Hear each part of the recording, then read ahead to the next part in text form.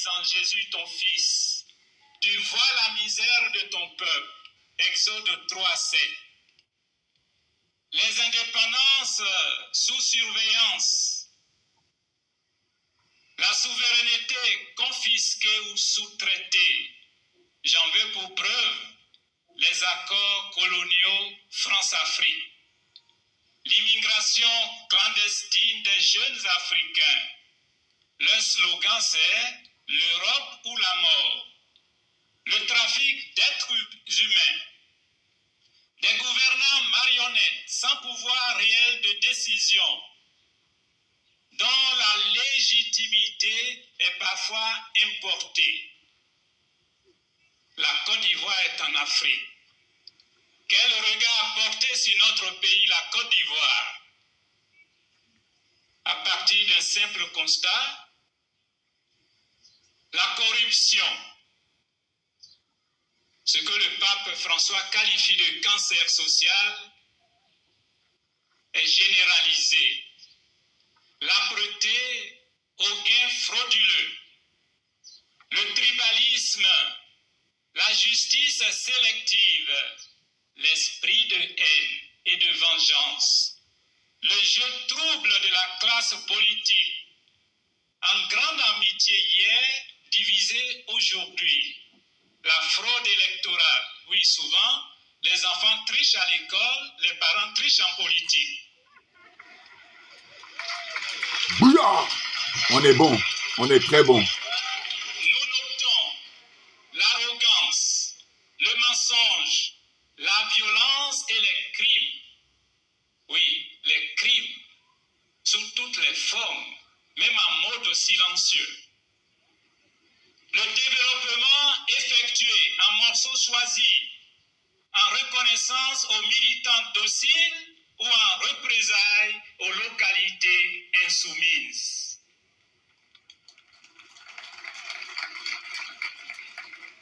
Les prophéties et promesses politiques ne sont pas tenues. Notre pays, la Côte d'Ivoire, apparaît comme un vaste cimetière de promesses non tenues. Avec une jeunesse désemparée, d'où l'immigration clandestine, et avec des cas multiples de suicides. Pour les suicides, notre pays serait premier au plan africain et 5e au plan mondial.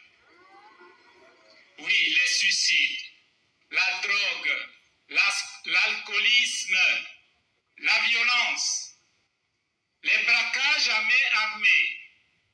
La formation est au rabais aujourd'hui dans nos écoles, dans les universités et grandes écoles. Avec une volonté inavouée d'abrutir tout un peuple, de détruire toute une jeunesse. La prostitution est à ciel ouvert, en ville et même dans les zones rurales, minée par l'orpaillage clandestin. Et cet orpaillage est parrainé par des divinités politiques. À qui profite la croissance économique tant chantée en chœur? L'économie ivoirienne serait l'une des plus performantes au monde, dit-on. Quel monde? Le monde réel ou dans le monde invisible? Bouillard! Écoutez, là, c'est une bombe. Bonjour à tous, aujourd'hui nous sommes le 8 juin déjà 2023, voilà, 8 juin 2023. Je me présente Djoubian, c'est mon surnom sur le net. Je suis accessoirement seulement spécialiste de la France. Et je suis un authentique, un panafricain très convaincu. Ben, je découvre ce évêque, homme d'église, qui est en Côte d'Ivoire. Ce monsieur a 63 ans. Donc, c'est des mots qui sont très, très forts. Il a prononcé des mots forts. C'est un homme de lettres, comme en général, les gens comme ça qui ont des études très approfondies sur la spiritualité et voilà. Et donc, comment il s'appelle? Ben, il s'appelle, excusez-moi, Il s'appelle Monseigneur Marcelin Yao Kwadio. Il est évêque de la diocèse de Daloa. Et là, c'était la 123e assemblée plénière de la conférence des évêques catholiques de Côte d'Ivoire qui s'est achevée. Donc, c'était le dimanche 4 juin 2023. C'était lors d'une messe d'action, de grâce. Et donc, c'est présidé par lui, hein, Monseigneur Marcelin Yao Kwadio. Je le découvre, hein, parce que j'avais déjà eu l'intervention de Monseigneur à Abidjan, Cotoouan, qui avait interpellé M. Alassane Draman Ouattara, c'était en 2019-2020, je crois. Et évidemment, des gens comme Adjoumani, ministre de l'Agriculture de M. Alassane Ouattara, il a, fait de la provocation en allant carrément même s'installer dans l'enceinte, souvenez-vous, hein, de la cathédrale d'Abidjan. Voilà. Hein, souvenez-vous, Adjoumani. Donc là, il fallait bien prendre une partie de son intervention. Ça dure plus de 17 minutes. Et donc moi, je dois vous dire que j'étais un peu embarrassé. Hein, parce que je me disais, bon, qu'est-ce que je choisis? Parce que tout est bon. Hein. Donc je vous encourage à regarder sur YouTube. Vous tapez, hein, Monseigneur Marcelin Yao Kwadio. Voilà, évêque de la diocèse de Daloa. Hein. Juste vous tapez son... Hein, bon, ils ont l'habitude de Monseigneur. Vous tapez ça, hein, vous allez voir son intervention, parce que c'est récent. Hein, elle est récente. C'est excellent, excellent. Et là, tout le monde y prend pour son grade. Hein, tout le monde. Ah, hein, comment dire ça, les impérialistes, les colonialistes et les France-africains. Et regardez tout à l'heure, là, à la fin de son intervention, enfin, vers la fin, je vous dis, ça dure plus de 17 minutes, où on nous dit que la Côte d'Ivoire s'est enrichie, l'économie ivoirienne est florissante, ça se passe bien et tout. Mais il dit, mais est-ce que ça, c'est dans le monde réel ou alors dans un monde invisible? Bouya, il est très bon. Hein, il est très bon. Voilà, je veux dire, moi, je m'explique. En fait, moi, je suis un ancien chrétien. Voilà, parce que, vous savez, j'ai été baptisé, confirmé, bon, et puis bon, mais voilà. Maintenant, avec le temps, avec la réflexion et tout, je me dis, bon, comment se fait-il qu'il y a des gens qui sont dans la misère, des gens qui ne trouvent pas à manger, qui ne trouvent pas à se soigner, hein, qui ne sont pas à s'éduquer, qui n'ont même pas des minimums? Comment ça se fait? Voilà. Donc, je me posais 1000 questions, ça remonte maintenant à quelques décennies, et c'est ainsi que, à l'âge adulte, c'est pour moi tout ça, non. Et maintenant, dorénavant, je dis, ma religion, c'est la vérité et la justice. Voilà. Maintenant, il se trouve que quand j'écoute ce monseigneur-là, voilà, il n'est pas le seul, hein, mais c'est rare. Ils ne sont pas très nombreux. En Côte d'Ivoire, voilà. Je veux dire, il y a d'autres pays en Amérique latine où, voilà, les gens d'église, puis aussi certains d'autres pays aussi ailleurs. Mais ils ne sont pas nombreux. La plupart du temps, c'est des gens qui tiennent des discours convenus. Et c'est même pour ça que j'ai pris mes distances. J'ai dit, bon, écoutez, on vit sur la même planète ou pas? C'est-à-dire qu'il y a des choses qui se passent, les mecs, ils dénoncent pas. Ou alors on tourne autour du pot. Voilà, c'est pas. Mais là, quand j'écoute lui, là, ça me parle. Là, ça m'attire. Et oui, parce que il faut dire les choses. Quand on sait l'influence de l'Église en Afrique, enfin, dans le monde déjà en général, et en Afrique là en particulier, hein, vous avez des pôles très forts. Hein. L'Église perd son influence en Europe, en Occident, mais par contre, l'Église est très forte dans les zones comme l'Afrique, comme l'Amérique latine et comme l'Asie. Hein. Si je dois classer, je vais peut-être mettre l'Amérique latine en premier, puis l'Afrique en deuxième, puis l'Asie en troisième. Si je ne me trompe pas, hein, dites-moi dans les commentaires si je me trompe. Mais c'est une influence énorme au niveau de la réflexion, au niveau comment dire ça, l'intellect, hein, l'environnement social, politique, économique, eh ben, la religion, elle pèse lourd. Alors, eux, quand je parle d'influence, c'est que les partis politiques, ils viennent même très loin. Ben oui, parce que vous savez très bien que dans l'organisation sociale, on adhère à des syndicats, on adhère à des partis politiques, on adhère à des associations. Mais par contre, le constat qu'on fait, c'est que quand vous êtes dans un parti politique, vous allez retrouver des gens qui sont chrétiens, des gens qui sont musulmans. Donc voilà. Donc ça veut dire quoi? Ça veut dire que l'influence de l'Église, des religions en général, et puis là, notamment de l'Église, c'est énorme. Donc, ce gars-là, il est très écouté. Vous comprenez bien. Et moi, ce que j'aime beaucoup, c'est le fait que je dis, voilà, c'est ce que j'appelle vivre avec son temps. On est en 2023, donc voilà, il faut maintenant se débarrasser de ces discours convenus où là, on fait une fuite en avant. Hein, et franchement, c'est très intéressant. Et je vous dis, hein, moi, j'ai pris beaucoup de plaisir et c'est pour ça que j'ai bouleversé en fait mon calendrier pour les vidéos que j'avais prévu de faire parce que j'ai prévu de revenir sur l'actualité au Sénégal. J'y reviendrai naturellement. Mais là, je me suis dit, mais non, là son intervention, franchement, c'est hyper intéressant parce que j'ai vu quoi? J'ai vu en fait, voilà, une conférence de presse donnée par le porte-parole du gouvernement de M. Alassane Draman Ouattara. Bon, donc je crois que c'est tous les mercredis, si je ne me trompe pas, voilà. Après le Conseil des ministres, lui, il tient sa conférence de presse. Et il y a un journaliste, justement, qui lui a posé la question sur l'intervention de Monseigneur Marcelin Yao Kwadio. Voilà. Hein, sur son intervention. qui a eu lieu le 4 juin hein, à Abbeville, puisque c'est là-bas que ça s'est passé, 2023, hein, 4 juin 2023. Et donc le porte-parole là, comment on appelle ça, de M. Alassane Ouattara, du gouvernement ivoirien, voilà, il dit, alors, à vrai dire, j'ai écouté rapidement, mais ils me font rire ces gens-là. Et pourquoi je suis content de faire toujours des vidéos? Parce que c'est à but pédagogique. Écoutez bien. Moi, je vis en Occident depuis maintenant une quarantaine d'années, enfin 40 ans, très exactement. Au mois d'août, ça va faire 41 ans. Et ce que j'ai dit, c'est quoi? C'est que je dis, il est question aujourd'hui, au XXIe siècle, de désacraliser, hein, parce que eux, c'est sacré, là, le pouvoir qu'ils ont. Donc, il faut désacraliser ça. Pourquoi? Parce que c'est fort de mon expérience ici. Mais bien entendu, je vous donne un exemple. Quand les gens, dès qu'ils ont un mandat de député, ils disent qu'ils sont, comment on appelle ça? Quel est le qualificatif, là, pour le député, hein?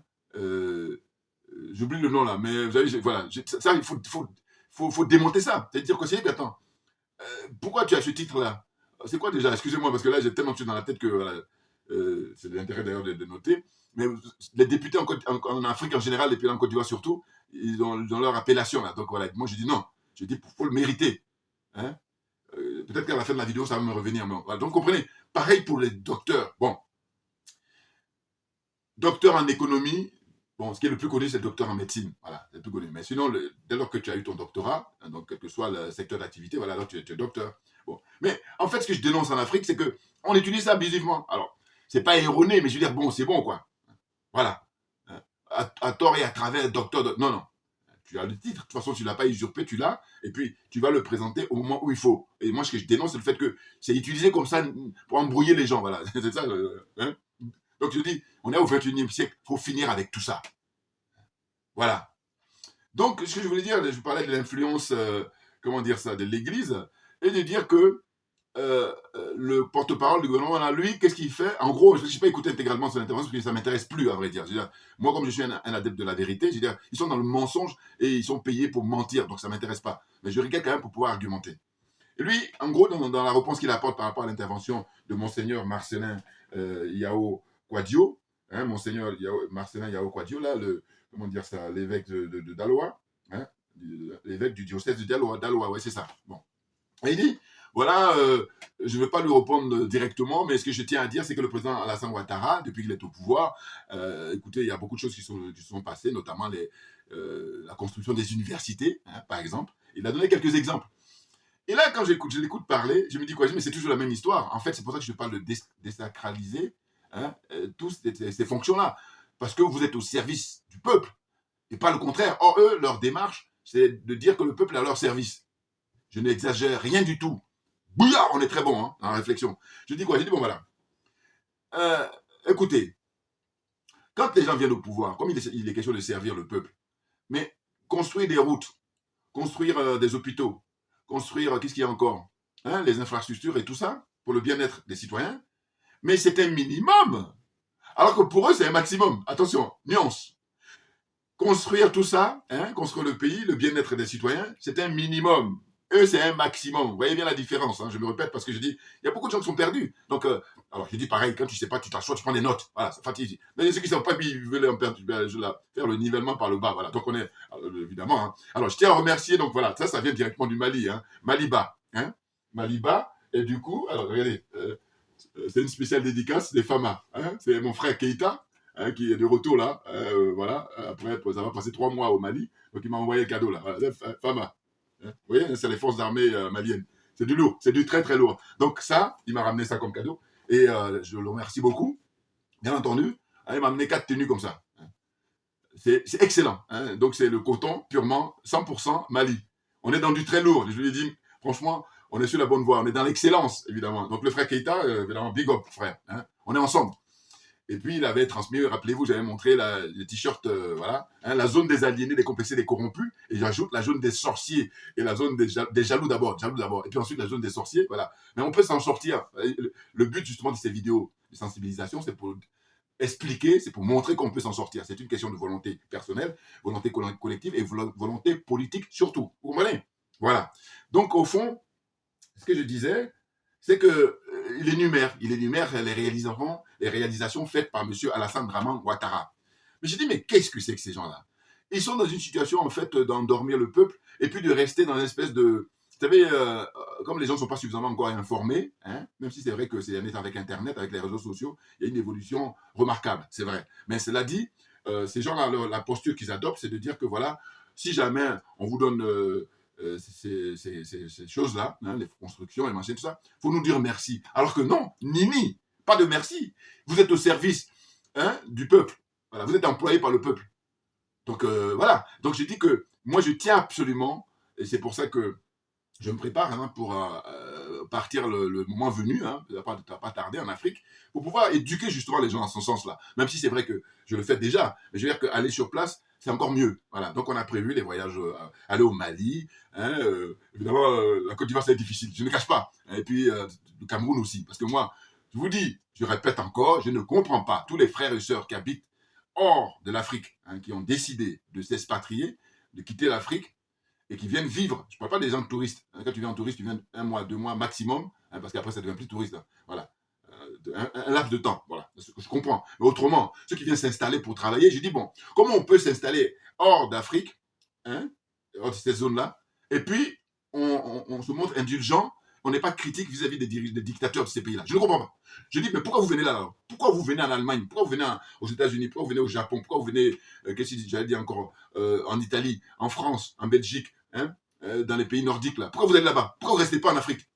Voilà. Là, personne ne me répond. Hein. Parce que c'est une question qui est très pertinente. C'est-à-dire que, normalement, on est là parce que par la force des choses. Et donc, on doit se battre justement pour mettre les choses à leur place et de dire que ces gens comme Macky Sall, ces gens comme Alassane Ouattara, les gens comme Paul Biya, les gens comme Sassou Nguesso, le vieux franc-maçon là qui est là-bas au Congo-Brazzaville, tous ces gens-là, mais il faut les critiquer et c'est le minimum. Il faut les dénoncer. Il faut dire que ce sont des escrocs, hein, ce sont des voyous en col blanc. Hein, le nombre de morts qu'ils ont tous sur les mains, hein, le sang qu'ils ont. Voilà, c'est ça. Et ne pas faire comment dire ça, la connivence. Voilà. Hein. Non, Nini. Hein. Les dénoncer, c'est le minimum. De dire que, monsieur, vous avez tellement de boulot à faire, hein, voilà, allez-y faire ce où on pourrait, au conditionnel, vous encourager. Autrement, là, vous commettez des dégâts parce que vous êtes incompétent, vous êtes corrompu, vous êtes aliéné, vous êtes complexé. Voilà. Avec moi, je ne tourne pas autour du pot, moi. Voilà. Donc, je veux dire, c'est compte tenu de tout ça que c'est pas évident pour moi. Hein, les pays où je peux aller facilement, le Mali, c'est certain. Voilà. Clair, très clair. Hein, parce que moi, hein, les colonels au Mali, big up. Hein, voilà. Hein, voilà. C'est clair. Donc, on va revenir à notre sujet concernant l'intervention donc, de Monseigneur, comment dire ça, Marcelin Yao Kouadio. Voilà. Vraiment, il a assuré. Hein. Il attaque les LGBT, là. Il dit, quand tu écoutes ça, tu as l'impression que c'est la marque d'une agence immobilière. Voilà. Par rapport à nous, en tant qu'Africains, nos traditions, hein, nos us et coutumes, comme on dit, hein, notre façon de fonctionner, hein, en société, sachant que c'est l'Afrique qui est la matrice. Voilà. Donc, mais beaucoup ne savent pas, ou beaucoup ignorent. Il y en a d'autres qui savent, mais par contre, ils sont complexés, eh ben, ils sont là, tournés autour du pot. Non. Donc, j'ai dit exactement, c'est comme ça, là. Pousse-toi, donne-nous les moyens matériels, et puis nous, on va s'occuper. Voilà, c'est tout. Hein. Ferme-la, surtout. Un clin d'œil au flemme balambala. Bon, alors, donc, ce que je veux dire, c'est que, au fond, on se trouve dans cette situation-là où, en Côte d'Ivoire, eh bien, écoutez, il a dénoncé cette espèce de connivence comme ça des dirigeants politiques. Hein, aussi bien ceux qui sont au pouvoir que ceux qui sont dans l'opposition. Je vous dis, tout le monde prend pour son c'est pour ça que j'adore. Et oui, et je dis, la nature a horreur du vide. Et que lui, s'il s'exprime comme ça, comment dire, aujourd'hui, hein, sachant qu'il n'est pas le premier, mais en tout cas, lui, il enfonce le clou parce que lui, il balaye tout le monde. Voilà. Alors que, effectivement, comment on appelle ça, le monseigneur d'Abidjan, que lui s'était exprimé, c'était par rapport à l'approche des élections et tout ça. Donc, c'était un peu ciblé, c'était un peu, voilà, bien ciblé. Mais là, lui, c'est général. Voilà. Hein, il parle même du franc CFA, il parle des accords coloniaux. Mais c'est du lourd. Voilà, j'ai dit, voilà, on vit avec son temps. Parce que, qu'est-ce que c'est que ça que je vais à l'église et puis, non. Enfin, bon, comprenez la suite. Voilà, c'est pour ça que j'ai dit, bon, moi, avec compte tenu de tout ça, ma religion, c'est la vérité et la justice. Et puis, comme je suis dans l'esprit de la maths, c'est la solidarité, tout naturellement. Mais bien entendu, vous comprenez? Donc, franchement, c'est un plaisir d'avoir écouté ce monseigneur-là. Et ça fait, comment dire ça, du buzz, hein, parce que j'ai vu que le frère Kofi, et que je salue aussi, hein, bon, on ne se connaît pas spécialement, mais je dis que le travail qu'il fait est remarquable. Et donc, on en a besoin. Voilà. Même si c'est vrai que je le critique, mais il est très intelligent parce qu'il m'a répondu, déjà, je vous dis, par WhatsApp. Et là, je vois l'intelligence du monsieur. Voilà. Parce que j'ai dit, normalement, il y a des plus jeunes que moi, Kofi. J'ai dit, qu'est-ce que tu as à t'embarrasser avec le PDCI? Voilà. Je leur ai dit tout le temps parce que moi, je ne suis pas un adepte du mensonge. Donc la vérité, c'est ça la vérité. C'est-à-dire que, écoutez, Oufoué, il a fait son temps. Bon. Maintenant, là, la nouvelle génération, on va essayer de tirer les leçons de tout ce qui s'est passé. Qu'est-ce qu'il a fait en bien, qu'est-ce qu'il a fait en mal. Mais ce qu'il a fait, comment dire, qui est très très grave, c'est la collaboration avec, comment dire ça, la France-Afrique. C'est l'un des pères fondateurs de la France-Afrique, hein, avec Jacques Foccart. Vous voyez? Eux, c'est les proches collaborateurs du général de Gaulle pour mettre en place, hein, la déstabilisation de tout le continent africain et de la zone France-CFA en particulier, pendant des décennies. Et du coup, aujourd'hui, le combat que nous menons, c'est contre tout ça. Et comment on peut venir, comme ça, gaillardement, dire nous sommes les héritiers, hein, du feu de Boigny. N'importe quoi. Un peu comme j'ai vu là sur le plateau d'Ali Diarasouba récemment, quand ils ont invité, comment dire ça, le président de la commission électorale. Je ne dis pas indépendante, hein, je dis commission électorale. Notez bien la différence, voilà. Parce que pour moi, il n'y a aucune indépendance. Mais ce monsieur, il m'a bluffé parce que Habiba Touré, l'avocate du président Gbagbo, elle s'était exprimée la dernière fois. Bon, en gros, elle dit quoi? Elle dit qu'elle, elle n'a pas reçu d'invitation, même quand bien même Ali Diarasouba aurait dit qu'il l'a invité. Mais il a redit encore Ali Diarasouba, l'animateur, le journaliste vedette de NCI, journaliste d'information. Il a dit que voilà, on a renouvelé notre invitation et puis eux, visiblement, dans le parti de M. Gbagbo, ils ont l'air de ne pas être très partants pour venir à cette émission-là, ce que je trouve dommage. Vous voyez, parce qu'en fait, elle, les arguments qu'elle a avancés, qui consistent à dire que oui, il y a sur la liste électorale, il y a des morts, il y a des enfants, et tout ça, eh bien, écoutez, le monsieur, qui est le président de la commission électorale, il a expliqué ça en long et en large. Et moi, j'étais bluffé, parce que je dis, bon, alors c'est là que je dis je suis bluffé, c'est vrai que je crois à ce qu'il dit, mais je dis simplement que pour que ça soit intéressant, il aurait fallu qu'elle vienne. Voilà. Ou si elle ne vient pas, mais qu'il y ait un représentant du PPACI là, pour qu'il y ait une confrontation. Parce que lui, il est à l'aise pour expliquer les choses. Il est à l'aise. Franchement, je n'ai pas trouvé agressif. Il était tranquille. Il dit, mais écoutez, les informations là qui révèlent aujourd'hui, il les avait depuis longtemps. Vous comprenez? Ça fait longtemps qu'ils avaient ces informations-là. Donc, c'est pas nouveau. C'est pas quelque chose qui leur tombe dessus comme ça. Mais le problème, c'est quoi? C'est que, en fait, moi, c'est pour ça que je dis j'adore la réflexion. On est dans une situation où, en fait, moi, ce monsieur, le président de la commission électorale en Côte d'Ivoire, là, c'est un homme très, très intelligent, avec une grande mémoire. Hein. Et donc, ce qui je trouve dommage, c'est qu'il soit comme ça avec monsieur Ouattara. Voilà. Mais sinon, on pourrait l'utiliser vraiment dans un autre domaine pour le service public, mais vraiment bien. Alors que là, voilà, je trouve ça dommage. C'est une parenthèse que je tenais à souligner. C'est vraiment. Parce que j'ai écouté, je vous dis, du début à la fin, et j'étais bluffé par le fait que je croyais qu'il allait être coincé par rapport à tout ce qu'elle a pu dire à Habiba Touré. Mais il a tout démonté. Tout démonté. Voilà. Et puis même sur le plateau, il y avait un juriste qui lui aussi au début voulait l'attaquer, mais il n'arrivait pas trop à... Et parce que à un moment donné, il faut qu'on soit sincère. Oh, ils ne sont pas sincères. Voilà. Ils cachent leur jeu. Et c'est ce que je dis le monseigneur, il dit les jeux troubles, hein, de la classe politique. Les jeux troubles. La marmaille. Bouillard, on est bon, on est très très bon. Non mais n'importe quoi. Calmez-vous. Je dis toujours que chacun de nous, hein, on a une énergie, et puis il y a des domaines où tu es bon, et puis il y a des domaines où tu n'es pas bon. Où tu n'es pas bon, pourquoi tu insistes? Alors évidemment, on vient faire de la politique parce qu'il y a deux choses très très importantes en politique.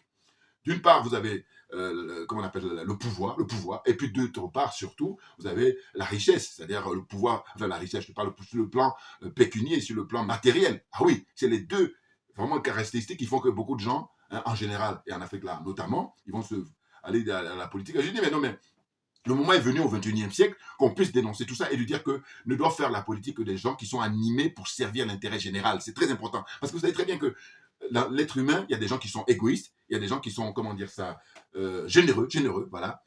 Des gens qui sont, comment dire ça, reconnaissants par rapport à ce qu'on peut leur faire. Puis il y en a d'autres qui sont... Il y a de tout, voilà, il y a de tout. Maintenant, moi, je suis convaincu qu'il y a des gens qui sont faits pour travailler dans le public et puis il y en a d'autres qui sont faits pour travailler dans le privé. Donc, évidemment que c'est pas facile, parce que voilà, on ne peut pas faire du 100%, mais au moins, il faut qu'on tende vers ça. Mais oui, tendre vers ça, c'est de dire qu'on prend le temps de regarder les personnes suivant leurs qualifications et de dire, bon, écoutez, messieurs, est-ce que vous aimez le service public? Et dire, Hermé, ce n'est pas simplement théorique. Il faut que dans la pratique, vous soyez à l'aise, vous soyez en équilibre, c'est dans votre tête là. Et puis dans la pratique, hein, en faisant les choses passer, si on le fait à moyen terme, on va constater très rapidement que non, vous n'êtes pas dans votre élément. Et dans ce cas-là, pas faire autre chose. Allez-y faire autre chose. Voilà. Parce que vous perdez le temps, hein, vous perdez la place de quelqu'un d'autre qui serait même plus doué pour bien faire le travail. C'est de ça dont il s'agit. Vous comprenez? Donc tout ça m'intéresse moi. Donc c'est pour ça que je dis, faire des vidéos, c'est vraiment le plaisir parce qu'il faut expliquer les choses, hein, contrairement à d'autres qui croient qu'ils sont dans la vérité alors qu'ils sont dans le mensonge, ils sont dans l'escroquerie, ils sont dans l'anachronisme, ils sont dans l'obscurantisme. Bouillard, on est très très bon. On avance. Voilà. Donc voyez-vous, franchement, je suis épaté par son intervention, parce que je vous dis, c'est rare en Côte d'Ivoire. Je précise encore, hein, parce que moi, je vois que dans l'Église, dans les différents continents, hein, un peu moins en Asie, parce que je n'arrive pas toujours à suivre, bon, malheureusement, je vais dire, mais je sais qu'en Amérique latine, hein, et puis aussi quelques pays en Europe, mais en Afrique, il existe d'autres monseigneurs qui se font même, comment dire, agresser, qui se font assassiner, hein, au Cameroun, par exemple, voilà. Bon, d'autres sont tellement intimidés qu'ils n'osent pas. Bon, mais en tous les cas, quand il y en a comme ça, un comme ça qui sort du lot et qui ose dire les choses, mais il faut le féliciter. Et puis voir maintenant comment ça va se passer pour la suite. Parce que dire, là, aujourd'hui, le 4, quand il s'est prononcé le 4 juin 2023, c'est une chose, mais après, on va suivre de près les semaines qui viennent et les mois qui viennent. Pourquoi? Parce qu'il y a les élections prévues en Côte d'Ivoire au mois de septembre. Ça va concerner l'élection des, comment on appelle ça, régions, hein, les conseils régionaux, et puis aussi les conseils, comment on appelle ça, les conseillers municipaux, voilà, hein, pour les mairies, là, voilà. Bon, eh bien, comment ça va se passer? On se pose des questions parce que l'actualité là, en Côte d'Ivoire depuis quelques semaines, hein, c'est le fait que le président Laurent Gbagbo, hein, ce monsieur, toute sa vie, s'est battu pour que la démocratie émerge en Côte d'Ivoire, et lui, ironie du sort, il est victime comment dire ça, de cette situation-là où évidemment, ce sont les balbutiements, mais le problème, il n'est même pas ça. Le problème, c'est le manque de volonté. Voilà. Pourquoi? Parce que le président Gbagbo, moi je vous dis, je ne le connais pas spécialement, mais j'essaie de réfléchir, c'est ça la force de l'être humain, l'intelligence en fait. Je crois que c'est quelqu'un qui vraiment est fait pour l'intérêt général. Voilà. Contrairement à M. Ouattara. Maintenant, le problème, c'est que quand je les observe évoluer, lui et son équipe, je dis d'abord, je dis, il est mal entouré. Je le dis tout le temps. Je suis convaincu de ça. Hein, il est entouré que de francs-maçons. Voilà. C'est ça le problème. Et maintenant, il faut que les gens acceptent ça. Mais les gens n'aiment pas ça. Hein. Ah non. Ceux qui sont fâchés avec la vérité, là. Et ce que je dis souvent, je dis, bon, tous ceux qui sont fâchés avec la vérité, il faut changer de chaîne. Arrêtez de me suivre. Voilà. Ne peuvent me suivre je prends le point de regarder mes vidéos, hein, que ceux qui sont animés pour la vérité. Rien que la vérité. Voilà. Vous voyez? Donc, je dis, le président Gbagbo, c'est quelqu'un qui, franchement, est bon pour l'intérêt général. Sauf qu'il joue les amateurs. Et il joue les amateurs, c'est une chose, mais sauf qu'il n'est pas aidé par son entourage. Parce que son entourage, hein, ses proches collaborateurs, là, ils n'ont pas le même agenda que lui. Hein. En apparence, ils font croire, mais dans le fond, non, c'est faux. Hein. Ils n'ont pas la même approche sur le plan politique réellement. Je veux dire par là que lui, le combat qu'il a mené toute sa vie, c'est pour en finir avec la France-Afrique. Et normalement, ses conseillers devaient l'aider. Oh non, lui, il est plus âgé qu'eux, mais eux, ils sont France-Africains. En apparence, ils vont croire le contraire, mais dans le fond, ils sont France-Africains. Leur rêve, c'est de prendre la place de M. Ouattara et continuer ce cheminement-là de la France-Afrique, alors que le Monseigneur dénonce justement les accords coloniaux, qui dit que les indépendances n'existent pas. Et c'est des indépendances qui sont surveillées. Il a vraiment dit beaucoup de choses. Hein. Il dit, voilà, on dit qu'on est en liberté, tout ça, alors qu'il y en a qui se baladent en parlant de paix avec des gilets pare-balles. Vous voyez, c'est énorme, toutes ces dénonciations qu'il a pu faire. Mais oui, c'est très intéressant. Vous comprenez? Donc, je disais que le président Gbagbo, de mon point de vue, je pense que lui, il a joué amateur. Mais parce que lui, il estime que, comment dire ça, la Côte d'Ivoire appartient à tous les Ivoiriens. Et que quand on vient occuper le poste là public, hein, le mandat, eh ben, c'est pour tout le monde. Mais eux, en face, à M. Alassane Draman Ouattara et compagnie, eux ils disent non, non, non. Eux, c'est pour eux. Et puis servir les forces exogènes, c'est-à-dire les multinationales, et puis ceux qui les ont mis là d'ailleurs. Voilà. M. Ouattara est dans un coup d'État permanent, puisqu'il a été mis en place, vous savez très bien, je fais ce rappel, c'est important, par l'armée française. Voilà. Et à partir de là, limite, il ne faut même pas s'étonner de tout son cheminement. Voilà. Et donc, je dis que Monsieur Laurent Gbagbo, Monsieur, comment dire ça, le président Henri Konan Bédié, ils peuvent faire partir Monsieur Alassane Draman Ouattara quand ils veulent. Voilà, c'est une question de volonté. Hein. Le Monseigneur ne parle pas de, comment dire, marmaille, mais c'est ça, d'une certaine façon. Quand il dit les jeux troubles de la classe politique. Voilà, il dit tantôt, on est amis, et puis après on devient ennemi. Tu vois, alors, n'importe quoi, n'importe quoi. Voilà, c'est des irresponsables. Je suis désolé. Puis des escrocs. Voilà. Donc je dis que, en fait, toujours dans ma réflexion, je dis le président Gbagbo, lui, il est prêt à faire des, comment on appelle ça, à faire des concessions. Voilà, c'est ça, le mot que je cherchais. À faire des concessions. Il en a fait, plusieurs d'ailleurs, il en a même victime. Mais les autres en face, aucune concession, parce qu'ils ont un mépris profond. Et d'ailleurs, même quand ils sont dans leur salon privé, ils doivent se moquer de lui. Très clairement. Ah, c'est un gogo, c'est un zozo, c'est un... Enfin, je veux dire, il n'a rien compris, quoi, voilà. Alors que lui, le fait qu'ils fassent des concessions avec les Guillaume Soro, là, dans les accords qu'ils ont pu signer, l'accord de Ouaga, l'accord de Lomé, tout ce que vous voulez là, accord de Pretoria, il a intégré les rebelles, mais c'est pas simplement parce qu'il s'agit de servir l'intérêt général, le bien public, donc lui, il estime que tout le monde doit y participer. Mais eux, c'est pas ça. Eux, c'est le contraire. Voilà la différence. Et ça continue, c'est ça le comble. Parce que je dis, mais ils t'ont humilié en Mondiovision, hein, là-bas à la CPI, tu as été acquitté, et regarde, ça continue. Non mais franchement, mais c'est dingue, hein. Et je vous dis, c'est pour ça que je dis, les longues études là, que les uns et les autres ont pu faire, c'est-à-dire docteur en tel, je sais pas quoi là. Mais heureusement que c'est pas la panacée. Ah oui, mais simplement parce que le domaine dans lequel on est, ils sont pas compétents. Voilà. Je serais peut-être qualifié dans son cabinet d'avocat, dans le cabinet médical, hein, voilà, ou le cabinet d'architecte. Vous voyez ce que je veux dire? Voilà. Mais sinon, là, l'affaire de la politique qui consiste à servir l'intérêt général, mais ils sont disqualifiés, très clairement, parce qu'ils ne sont pas là pour faire ce qu'ils doivent faire. Ils sont là pour d'autres agendas, hein, d'autres prétentions, hein, d'autres objectifs. C'est ça. C'est pour ça qu'on en est là. Maintenant, j'ai dit, s'il n'y avait pas mort d'homme, passe encore. Mais comme il y a mort d'homme, terminus, tout le monde descend. Très clairement. Donc là, dire que oui, M. Ouattara a construit l'université de je ne sais quelle ville encore, hein, mais c'est le minimum, messieurs. Et c'est de l'argent public. Donc à partir de là, le débat est clos. Vous comprenez? Il y a des gens qui sont sur les plateaux là, alors que c'est ce qu'il faut leur retorquer. Mais immédiatement, ah oui, le débat est clos parce que c'est de l'argent public. Et puis d'ailleurs, j'ai dit, le porte-parole est très jeune que moi, et c'est ça que je trouve maintenant difficile à supporter. Pourquoi? Parce qu'il est quelqu'un qui est encore plus âgé que moi. Et quand je dis plus âgé, je pense que quand je parle de M. Ouattara, je dis bon voilà, c'est une autre génération, voilà. Mais quand là, aujourd'hui, tu es quelqu'un qui est né, on va dire après 1960, voilà, par exemple. Bon, après 1960. Bon, de pire en pire, hein. Donc quand je dis après 1960, ça veut dire que si tu es né en 70, si tu es né en 80, tu es né en 90, et puis tu as une mentalité vieille même que M. Ouattara, je dis voilà, c'est là où c'est fatigant. Parce que je dis, mais attendez, l'argent public, c'est-à-dire c'est l'argent de tous les Ivoiriens. C'est l'argent de tous les Congolais. Congo-Brazzaville et Congo-Kinshasa. C'est l'argent de tous les Maliens. C'est l'argent de tous les Burkinabés. Hein, le Burkinabé, hein, originaire du Burkina Faso. C'est l'argent des gens qui sont originaires du Niger, du Tchad, du Cameroun. Hein, que dis-je encore? Du Bénin, avec l'autre voyou, le Patrice Talon. Je ne le lâcherai pas, lui. Hein, vous comprenez bien. Hein. Donc l'argent, ça appartient. Et à partir de là, toi, tu es là juste pour faire le travail pour que le citoyen, hein, du Niger, le citoyen du Tchad, le citoyen du Mali, hein, que dis-je encore, du Togo, voilà, du Gabon, soit content. Oh là non.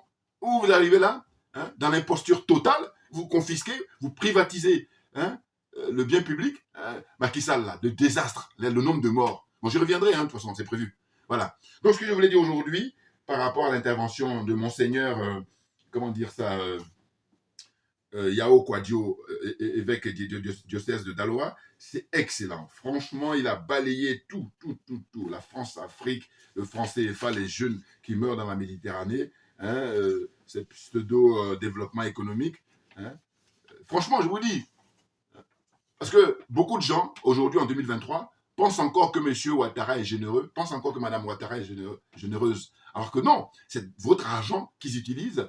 Et finalement, ils ont remplacé, hein, les colons blancs. Ben oui, c'est le comble, d'une certaine façon. Parce que plus les années avancent, on devrait plutôt se ressaisir et puis tirer les leçons des erreurs qui ont été faites. Or que là, non. On a des frères et sœurs qui sont complètement plongés dans l'obscurantisme, plongés dans la sorcellerie. Voilà. Mais c'est la sorcellerie, ça. Attendez, pourquoi? On constate que l'argent, c'est pour tout le monde. Toi, tu prends ça et puis tu fais croire que, comment dire, c'est pour toi. Et puis tu fais avec la force. Tu es prêt à couper la tête. On coupe la tête du jeune Kofi Toussaint. Vous vous rendez compte? Je dis, c'est tout ça qui inspire les Macky Sall, par exemple. Alors que là, heureusement qu'on a les colonels au Mali.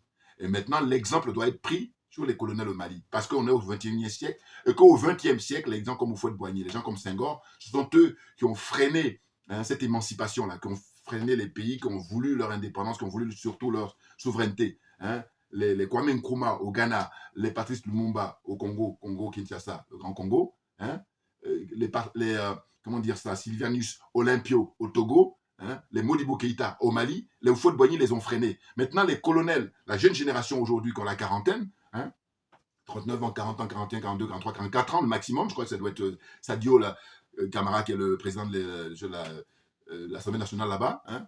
Bon, eh bien, ils ont compris. Voilà. Donc, c'est eux qui ont le droit de citer. Hein, pour libérer l'Afrique, en général, et libérer la zone, les aliénés, là, les complexés, les corrompus, la zone CFA, la monnaie, la maudite monnaie. Hein, le franc CFA, c'est une monnaie maudite. On va en finir avec ça. D'ailleurs, c'est prévu les élections, là, je reviendrai évidemment, hein, les élections, le référendum qui aura lieu le 18 juin au Mali. Voilà, une nouvelle constitution qui va être mise en place et de manière à ce que le franc CFA va être liquidé. Vous vous rendez compte? On a hâte d'en arriver là pour célébrer, bien entendu. Ah oui, oui. Vous savez, l'image que ça me donne, ça va faire comme, vous avez un truc qui des tricotes là, hein, des tricots là. On tire le fil et puis ça va tomber. Voilà. Mais naturellement, comprenne qui veut, comprenne qui peut. Merci à vous tous pour votre attention, c'était un plaisir. Et puis je reviendrai tout naturellement. Et encore une fois, merci pour votre attention. Et puis les frères qui ont passé les commandes pour les t-shirts, je vais m'en excuser parce que ça va traîner. Mais quand je dis ça va traîner, c'est que j'y pense tout le temps. Mais là, par exemple, je finis cette vidéo, je vais aller travailler, je vais aller bosser. Ouais, voilà. Donc j'ai un emploi du temps qui est très serré. Et que faire ces vidéos, c'est pour moi une thérapie. C'est important. Mais je veux dire par là que d'ailleurs, je tiens d'abord à vous remercier, hein, ceux qui ont cette confiance-là. Comme je dis, les t-shirts qui portent ce slogan-là, il faut que ça soit diffusé partout. Et je vous dis, c'est par manque de moyens. Autrement, si j'avais suffisamment de moyens, je peux vous dire que gratos, je donne déjà gratuitement les frais qui sont connus, hein, voilà, par exemple. Voilà. Maintenant, quand je donne, c'est pour le porter, c'est pas pour mettre dans ton tiroir. Ça n'a pas de sens, voilà, hein, c'est très clair là-dessus.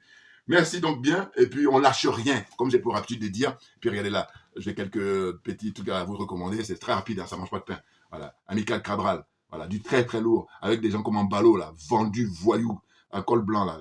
Hein, tu sais encore ces gens-là, hein, ont sacrifié de leur vie pour que l'Afrique soit libre, et puis là, on se retrouve avec des Mbalos. C'est pour ça qu'il ne faut plus perdre du temps. Voilà. Autrement, vous avez là, quand même, Nkrumah, du lourd, du très lourd. Comme on fête hein, les 60 ans, je crois, hein, ou les 70, c'est quoi, qu'est-ce que je dis, 70 ans, excusez-moi, de l'Union africaine, mais bon, ça a été récupéré par les Américains, les Européens, hein, les Français notamment, hein, corrompus, ils sont tous corrompus, donc l'Union africaine, hein, c'est aux mains des Américains, c'est aux mains des Français, voilà. Donc il faut pouvoir sortir de tout ça, quand même Nkrumah, voilà. Donc c'est les lectures rapides, hein. Voilà. Merci beaucoup pour votre attention, et puis à très bientôt, merci bien.